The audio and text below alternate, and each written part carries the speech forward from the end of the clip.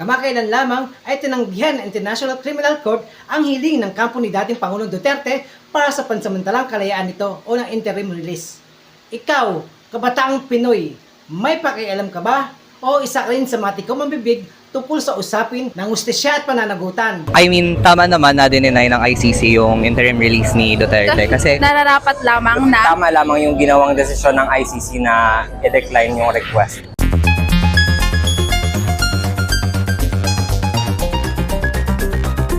tama naman na dininay ng ICC yung interim release ni Duterte kasi for me lang naman, I feel like mas marami pang problema na kailangang fokusan.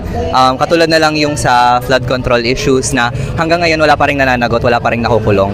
Parang hindi mariresolve yung totoong issue, tsaka parang continuously na-divert yung attention ng ibang tao. So, for me, dapat, lalo na yung mga senador, tsaka kailangan may managot, dapat mapakulong na sila. Kung hindi sila makukulong, parang hindi na matatapos yung problema. Eh ano man po yung magiging opinion nyo regarding sa possibility na sa darating na elections sa presidential na si Sir Rando Maco, bibigyan mo pa ng chance siya na iboto bilang presidente? Hindi ko siya iboboto kasi based sa performance ni maraming questionable na ginawa si VP Sara, katulad na lamang nung confidential funds na walang mangyayari sa Pilipinas. Positibo naging tugon ng ating mga kabataang Pinoy tungkol o hinggil sa kung may pakialam sila sa ating lipunan.